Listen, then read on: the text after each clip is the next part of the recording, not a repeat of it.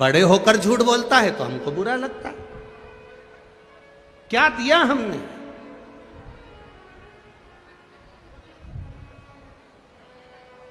आज सबसे बड़ी प्रसन्नता का विषय यह होता है कि छोटे छोटे बच्चे 4-4, 6-6, 8-8 साल के बच्चे अपने घर से लोटा भर के पानी लेकर जब शिव जी को चढ़ाते हैं तो लगता है कि कलयुग नहीं शिवयुग चल रहा है। यह प्रसन्नता होती है। लोगों के भीतर एक विश्वास जागृत होता है कि हम मंदिर तक बच्चों को भेज रहे हैं। आप भी अपने घर के बच्चों को मंदिर तक भेजना चालू करिए। जिसके बच्चे मंदिर की सीढ़ी चढ़ते हैं उसके घर के बुजुर्ग कभी वृद्धाश्रम की सीढ़ी नहीं चढ़ते। चढ़ाओ अपने बच्चों को मंदिर की सीढ़ी। जाइए, एक लोटा पानी लेकर जाओ। स्कूल जाना है ना, पहले मंदिर जाओ। स्कूल जाना है ना, उससे पहले मंदिर होकर आओ। मम्मी मैं नहीं जाऊंगा, मैं थक गया। नहीं, पहले मंदिर जाओ, प्रणाम करो, नमन करो। बच्चों को समझाओ, जाना पड़ेगा।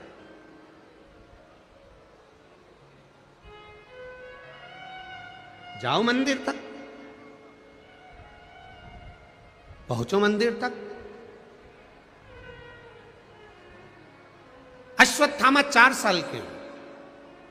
कृपी देवी ने कह दिया सबसे ज्यादा दूध महादेव को लगता है, महादेव को चढ़ता है, महादेव को प्राप्त होता है।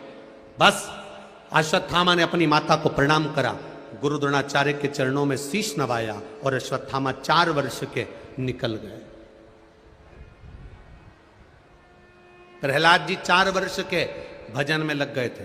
ध्रुव जी महाराज 4 वर्ष के भजन में लग गए थे। मीराबाई 4 वर्ष की भजन में लग गई थी। कर्माबाई 4 वर्ष की भजन में लग गई थी। देव ऋषि नारद 4 वर्ष के भजन में लग गए थे। संत तुकाराम 4 वर्ष के भजन में लग गए थे। नामदेव जी 4 वर्ष के भजन में लग गए थे।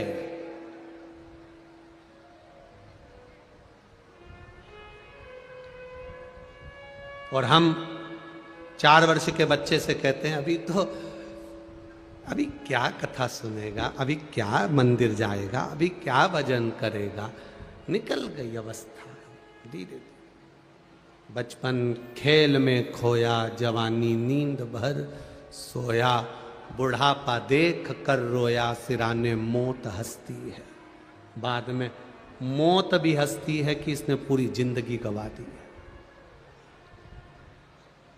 क्या दिया हमने?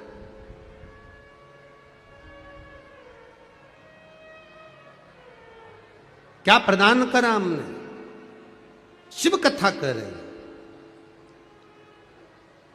अश्वत्थामा घर से बाहर निकल गए। 4 वर्ष के बच्चे को रोकने का प्रयास करती है मां, परंतु ध्रुव जी महाराज की माता ने भी ध्रुव जी को 4 वर्ष की अवस्था में नहीं रोका। प्रहलाद जी की माता ने प्रहलाद जी को 4 वर्ष की अवस्था में नहीं रोका। मीराबाई की मां ने मीरा को 4 वर्ष की अवस्था में नहीं रोका। कर्माबाई की माता ने 4 वर्ष की अवस्था में कर्मा को नहीं रोका। तो यहाँ कृपी देवी ने भी अश्वत्थामा को 4 वर्ष की अवस्था में नहीं रोका। अश्वत्थामा चले गए घर से बाहर।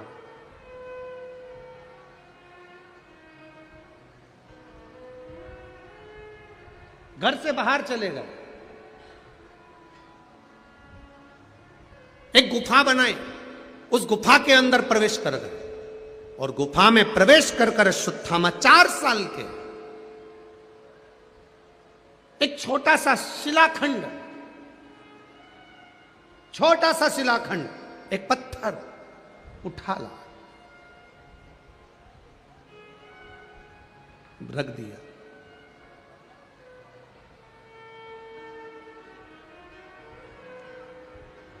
छोटा सा शिलाखंड, एक पत्थर रख दिया।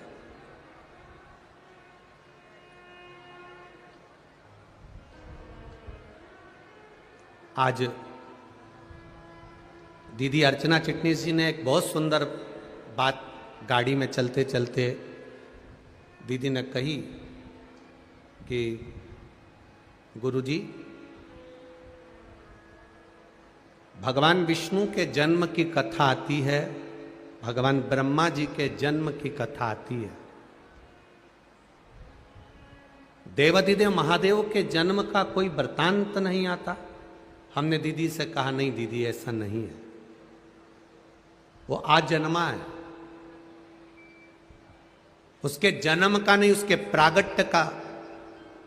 जैसे राम जी के प्रागट्य का वर्णन आता है, भगवान कृष्ण के प्रागट्य का वर्णन आता है, भगवान विष्णु के प्रागट्य का वर्णन आता है, भगवान ब्रह्मा के प्रागट्य का वर्णन आता है, वैसे मेरे महादेव के प्रागट्य का भी वर्णन आता है।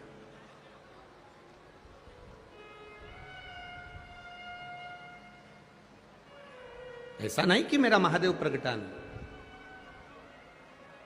प्रगटा।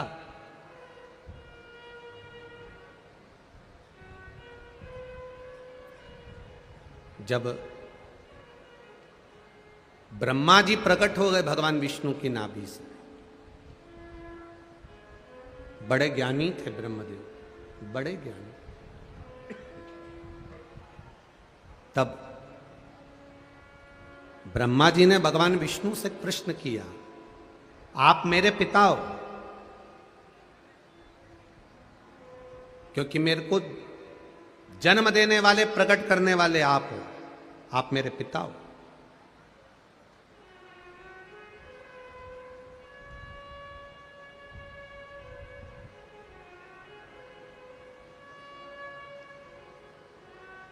मेरे पिता का नाम मुझे मालूम है कि मेरे पिता भगवान विष्णु है, पर मेरे भगवान विष्णु के पिता कौन है? तब भगवान विष्णु के मुख से सहजता में निकल गया, शिव, औघड़ी, शंकर। अयन करने के कारण मेरा नाम नारायण पड़ा। और उस जल में एक बिंदु प्रकट हो गया था, एक पानी के बुलबुले में एक छोटा सा बिंदु दिख रहा था, छोटा सा बिंदु। आज भी ब्रह्म कुमारी आश्रम में, अगर कोई ब्रह्म कुमारी वाले यहां बैठे होंगे, जो ब्रह्म कुमारी आश्रम से जुड़े होंगे, उनको गए होंगे तो उनको बताया होगा, ब्रह्म कुमारी आश्रम में आज भी मात्र एक बिंदु दिखाया जाता है कि इस बिंदु से उत्पत्ति है, एक बिंदु से, और वो बिंदु कोई दूसरा नहीं, वो बिंदु मेरा देवाधिदेव महादेव है।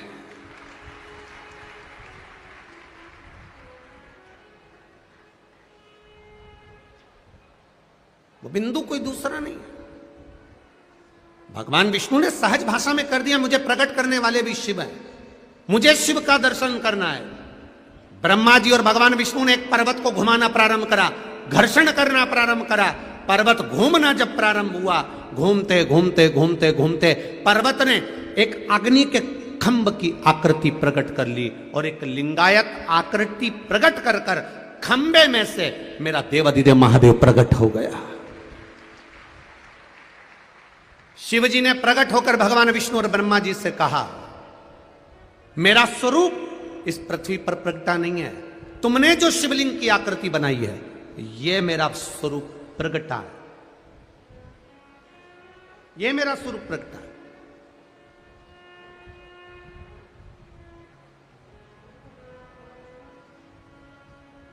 महाशिवरात्रि दुनिया के लोग मनाते हैं, अभी आ रही है। सारी दुनिया में शंकर जी और पार्वती जी की शादी होगी, पर शिव जी की शादी की तारीख तो अलग है। बैसाख का महीना, शुक्ल पक्ष की पंचमी तिथि को भगवान शंकर की पार्वती जी के साथ शादी हुई थी। शिवरात्रि का दिन तो ब्रह्मा और विष्णु ने जो भगवान शंकर के शिवलिंग को प्रकट करा था, उनके प्रागट्य उत्सव का दिन है शिवरात्रि का दिन। भगवान शंकर के प्रागट्य का दिन है। हां, तो दुनिया के लोगों ने कहा फिर शिवजी और पार्वती जी की शादी का क्रम क्यों मनाया जाता है? शिवजी और पार्वती जी की शादी तो बैसाख शुक्ल पक्ष की पंचमी को हुई थी, पर यही माता पार्वती का एक अवतार हुआ था, उमा का अवतार, जिनका विवाह भगवान महेश के साथ हुआ था, जिससे उमा महेश का विवाह हुआ। उन महेश के वंशजों में बहुत सारे महेश्वरी बंधुओं का आप दर्शन करते होंगे। महेश्वरी समाज की उत्पत्ति उमा और महेश्वर से हुई है। तो जो उमा माता और भगवान महेश का विवाह हुआ था वो शिवरात्रि के दिन हुआ था, इसलिए हम उसको पार्वती और शिव के विवाह से जोड़ लेते हैं।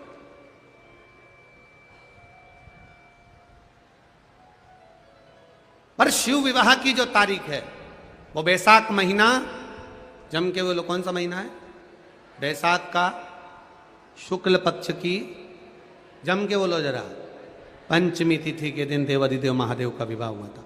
शिवरात्रि के दिन विवाह बनाते हैं, मंगल विवाह का उत्सव भी करते हैं। क्यों? क्योंकि यही पार्वती का एक अवतार उमा के रूप में हुआ। पार्वती का तो 52वें नंबर का जन्म है, 52 नंबर पर पार्वती का जन्म हुआ है। इससे पहले पार्वती मैया 51 जन्म ले चुकी थी। कात्यायनी, कुष्मांडा, स्कंदा, उमा, सती, भैरवी, कमला, बगला, ध्रुमावती, ऐसे माता पार्वती के पहले अवतार हो चुके हैं। 51 अवतार माता पार्वती के पहले हो चुके हैं। इसलिए मेरे देवाधिदेव महादेव के गले में जो मुंडों की माला पड़ी होती है वो 51 मुंडों की माला पड़ी हुई है।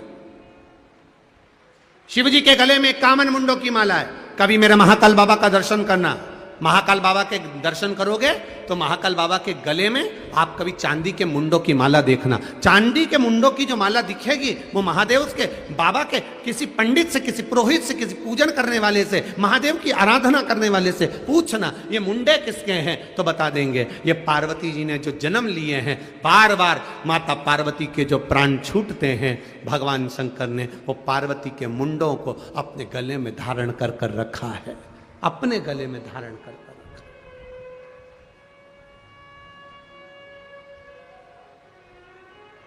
दुनिया के अपनी धर्म पत्नी से सबसे ज्यादा प्रेम करने वाले केवल एक ही हैं, वो है देव अधिदेव महादेव। इतना प्रेम करते कि पत्नी मर के भी चली गई तो उसका मुंडा अपने गले में पहन के घूमते। और आज का आदमी होता तो मरते से दूसरी का विचार कर लेता किसको लाना है।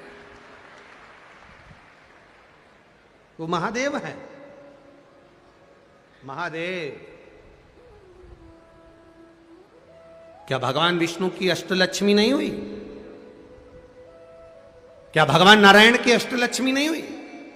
पर मेरे नारायण के गले में कभी तुमने अष्टलक्ष्मियों का स्मरण नहीं देखा होगा, केवल एक लक्ष्मी को देखा होगा। पर मेरा महादेव 51 चली गई, उनके मुंडों को भी अपने गले में धारण कर कर रखा है। वो मेरा देव अधिदेव महादेव है जो नारी का सम्मान करना जानता है, स्त्री का आदर करना जानता है, सत्कार करना जानता है। किसी धर्म में दूसरे धर्म में नारी का जितना सम्मान नहीं होता उतना सनातन धर्म में होता है, उतना सनातन धर्म में होता है।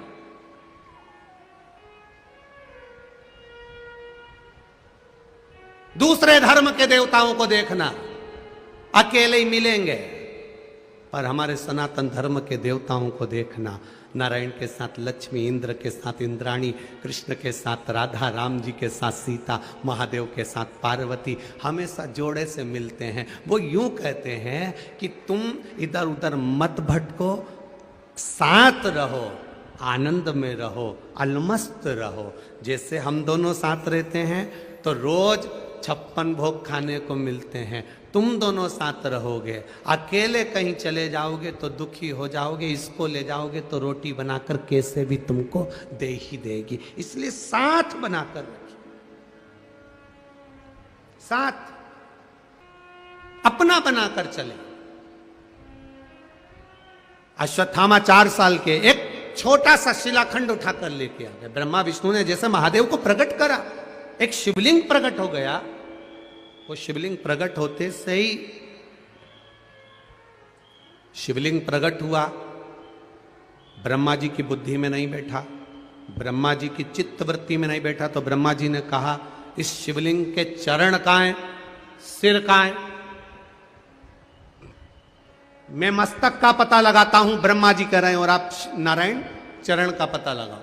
भगवान विष्णु पताल में गए, तलातल रसातल जाते गए, चरण नहीं मिले, भगवान विष्णु वापिस आ गए। ब्रह्मा जी ऊपर जाते गए जाते गए जाते गए, शीश नहीं मिला। ब्रह्मा जी को लगा नीचे जाते से मेरी हंसी उड़ जाएगी। केतकी का फूल पकड़ा, फूल को उठाया केतकी के। ब्रह्मा जी ने कहा केतकी के पुष्प तू मेरे साथ नीचे चल। भगवान विष्णु के सामने जाकर कह देना कि ब्रह्मा जी को शंकर जी का सिर मिल गया। केतकी का फूल बोला मैं झूठ क्यों बोलूं?